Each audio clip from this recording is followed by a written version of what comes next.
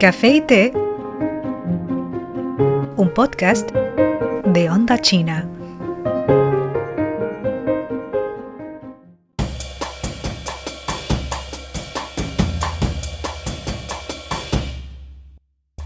Alfonso, una de las partes más comentadas de la exposición es la instalación inmersiva dedicada a la naturaleza, con elementos sensoriales y lo que se describe como espíritus del entorno. ¿Qué se quería comunicar a través de ese enfoque basado en la experiencia? Y esta parte, el sistema de creencias náhuatl se extendió por el centro y el este de México. Lo compartían muchas civilizaciones precolombinas. La exposición tiene una propuesta experiencial, sobre todo pensada para los jóvenes. Los signos zodiacales chinos como Sheng Xiao son un ejemplo de las antiguas creencias politeístas de China. La tradición náhuatl, en cambio, se transmite a través de curanderos, ciclos calendáricos y otras vías. Tiene su propio significado y su propia visión. Los signos zodiacales suelen tener connotaciones positivas. La cosmovisión náhuatl, en cambio, tiene como eje la interpretación de la naturaleza. Esta experiencia, centrada en los espíritus guardianes, permite que el espectador se acerque directamente a la tradición. Ayuda a los jóvenes a entender sus símbolos naturales, también a conocer cómo las civilizaciones ancestrales comprendían el entorno y convivían con él. Hoy en día, Sheng Xiao son una tradición popular muy rica, pero su vínculo original con la naturaleza ha pasado su segundo plano. Es ahora más social, más cultural. La tradición náhuatl, por el contrario, mantiene todavía su relación estrecha con el entorno natural. Es un legado ancestral muy valioso. Esta vivencia invita a valorar la conexión entre el ser humano y la naturaleza, que es el alma de la cultura náhuatl.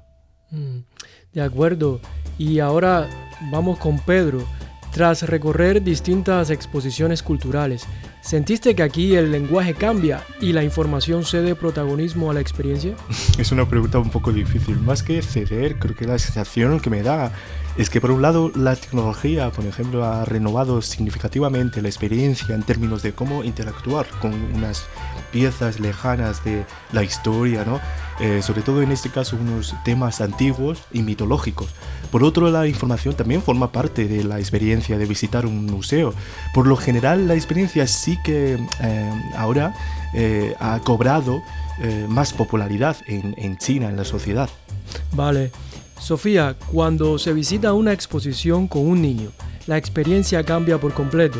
¿Cómo reaccionó tu hijo ante la parte más inmersiva, con curiosidad, juego o sorpresa? Sí, Shanti. En cuanto comenzaron a moverse las luces y las sombras, mi hijo se metió de lleno en la experiencia. Parecía haber vuelto a tener 8 años. Seguía las proyecciones, se movían con ellas y probaba si sus pasos podían cambiar algo.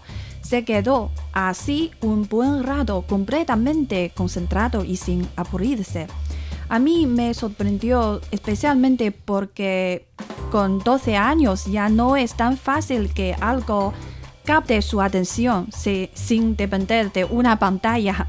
Pero ahí permaneció fascinado por el movimiento y la atmósfera del espacio.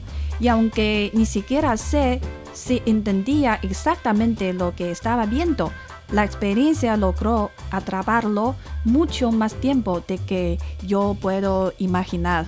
Sí, es bueno saber porque actualmente es muy difícil involucrar a un niño en una actividad sin que se aburra rápidamente porque constantemente están expuestos a esta sobreestimulación de las pantallas. Sí. Entonces creo que también es importante llevarlos a estas exposiciones, así como realizar deportes y actividades al aire libre.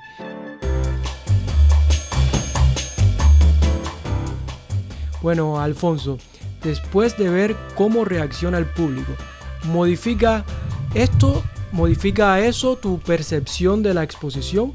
Cuando el proyecto deja el diseño y entra en la experiencia del visitante, ¿cambia su significado? Y es una pregunta interesante y complicada.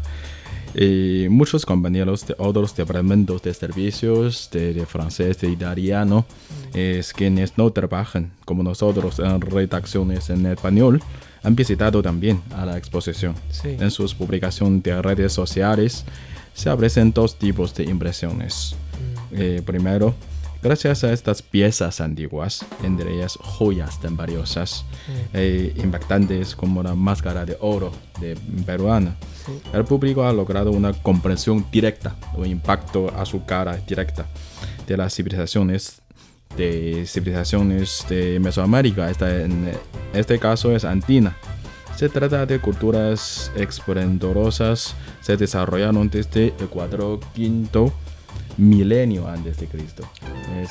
Significa hasta hoy día como 6.000 o 7.000 años, lamentablemente sin registros escritos. Hasta aproximadamente el siglo XV. A diferencia de la idea generalizada de sociedades meramente primitivas, apasionadas, estas civilizaciones contaban con una organización social sólida, sistemas culturales y rituales bien definidos, además de un alto nivel artesanal. Es una cosa nueva para el público. El público de los chinos no tiene contacto en su vida cotidiana con la cultura antigua de América Latina y Caribe. Creo que es una buena oportunidad para el público chino y todos los visitantes que estén acá en la capital poder visitar, poder ver esta exposición que sin duda no se pueden perder. Sí, y por otro lado muchos visitantes comparten también sus impresiones sobre piezas concretas, como esta máscara, como otras piezas, como unas figuras de animales, de conejo, de perro, de mono. Como las cosas unos son, como mencionamos antes, primera vez durante décadas salió de su país, llega a China, y también existen unas cosas interesantes, contrarios, pero no es mala, como en mi opinión es un inicio. Aparecen unos comentarios en plataformas públicas, he leído. Un usuario comenta que la puerta principal nueva de esta exposición tiene un estilo especial, recuerda a la cultura africana. Es un malentendido, pero nos muestra que todavía tenemos amplio margen de mejorar la difusión cultural. Todos los profesionales del sector, tú y yo y Pedro y Sofía, debemos esforzarnos para dar a conocer al público, aunque los tótems de distintas civilizaciones antiguas presentan similitudes. Las culturas latinoamericanas poseen símbolos e imágenes propias y únicas. Es un reto para todos nosotros. Vamos a luchar, vamos a esforzar más para darles comprensión mutua entre dos civilizaciones. Vale, y destacar que esta exposición estará abierta hasta el mes de octubre, ¿no es así? Y creo que en los meses de julio y agosto tendrá mayor afluencia de visitantes porque coinciden con las vacaciones de verano. Así que muchos estudiantes... Sí, es verdad. También tú eres el único sobre esta mesa que no ha ido. Exacto. Entonces, está recomendable. Pendiente, estoy esperando que mi hijo tome las vacaciones para ir juntos a visitar la exhibición. Pedro, al inicio mencionabas la actitud del público. ¿Qué fue lo que más te llamó la atención? ¿El silencio, los comentarios, la duración de las miradas o la forma en que se detenían frente a ciertas piezas? Sí, creo que los comentarios y sobre esto ha mencionado algo similar en la conversación con Sofía, ¿no? Los murmullos, ¿no? Sobre los escaparates se entreoye mucho de lo que la gente comenta o pregunta sobre determinado objeto. Por lo cual me pareció interesante, porque tú vas y escuchas seguramente cosas como, ostras, eso lo tenemos en la nuestra. Otra cosa muy graciosa es que por lo difícil, el español tras la traducción son nombres muy exóticos en chino mandarín también, ¿no? Por eso, pero suelen ser muy largos. Por eso, por ejemplo, las culturas previas a la Inca, las culturas Chavín, Sipán, como ha mencionado también Sofía, Wari, Moche, etc. Mucha gente se confunde paseando de una a otra y es muy chistoso. Ah, vale. Sofía, ¿tu experiencia fue más de observación o sentiste que de alguna manera participabas dentro de la exposición? Sí, yo diría que las dos cosas. En algunos momentos me sentí simplemente espectadora, observando las piezas, leyendo lo justo y dejándome llevar por el ambiente. Pero en otros, especialmente en la parte de los sonidos y las proyecciones, tuve la sensación de que nuestra propia presencia formaba parte de la experiencia. Mi hijo empezó a imitar el rugido de un jaguar y, lejos de incomodar, provocó sonrisas y miradas cómplices entre la gente. Fue algo muy curioso. Por un instante todos parecíamos compartir la misma emoción, sin importar quiénes éramos ni de dónde veníamos.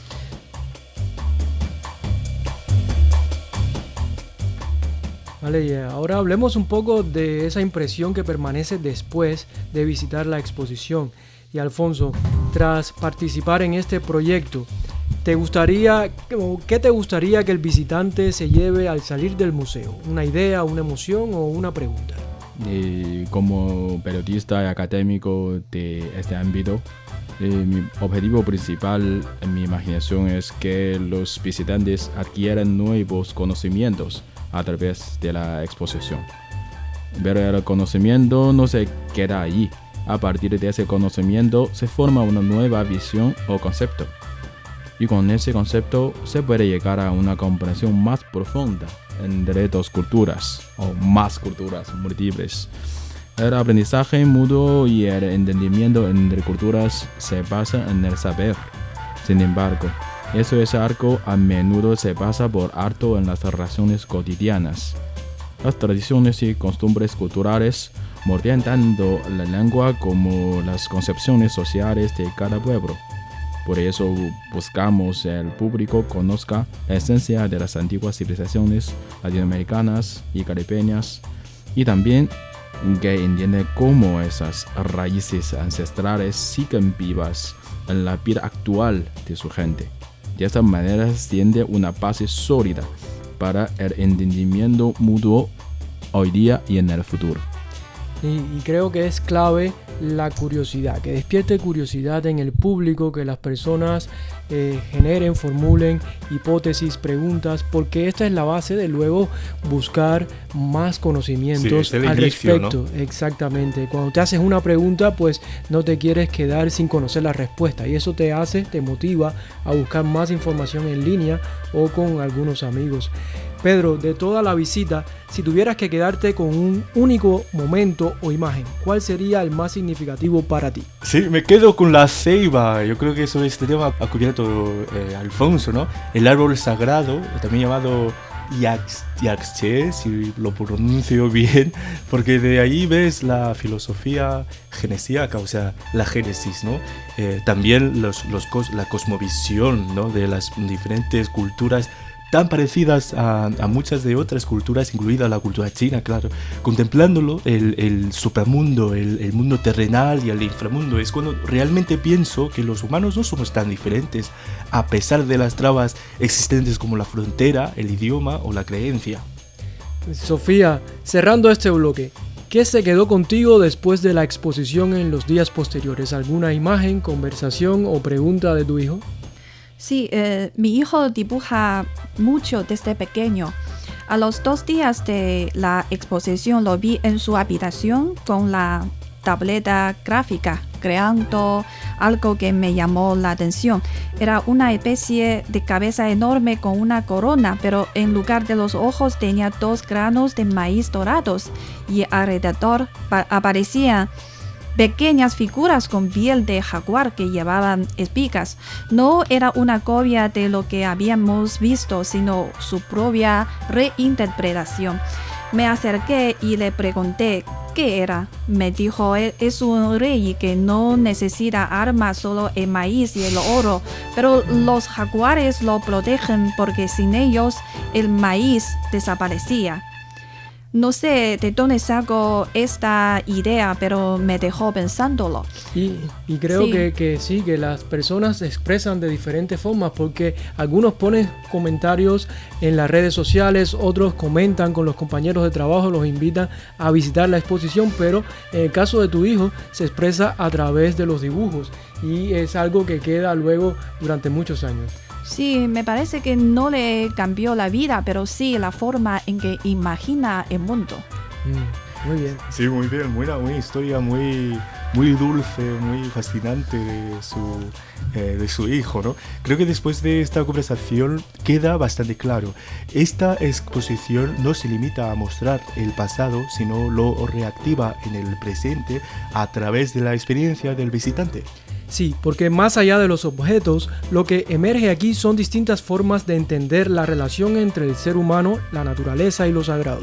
Sí, el maíz oro y el jaguar no funcionan solo como símbolos arqueológicos, sino como lenguajes culturales que siguen generando nuevas lecturas en el presente. Y al encontrarse con el público en Beijing, estas civilizaciones lejanas dejan de ser únicamente historia y se convierten en una experiencia compartida. Sí, porque después de estar en Beijing, creo que se muda a otros lugares, por eso es muy importante saberlo. Quizás por eso la gente no pasa simplemente por la exposición, sino que se detiene más tiempo de lo habitual. Y con eso cerramos este episodio de Café y Té. Sí, damos las gracias otra vez a Alfonso y Sofía. Gracias por estar con nosotros en este programa tan interesante sobre un tema muy importante y también cultural. Y gracias otra vez por acompañarnos. Hasta la próxima. Chao. Tormentas de ideas, perspectivas, opiniones y análisis. Descubre las nuevas tendencias de las redes sociales. Adéntrate en la cultura, la moda y los temas candentes que moldean el panorama social en China. Café y Té, tu dosis de entretenimiento e información.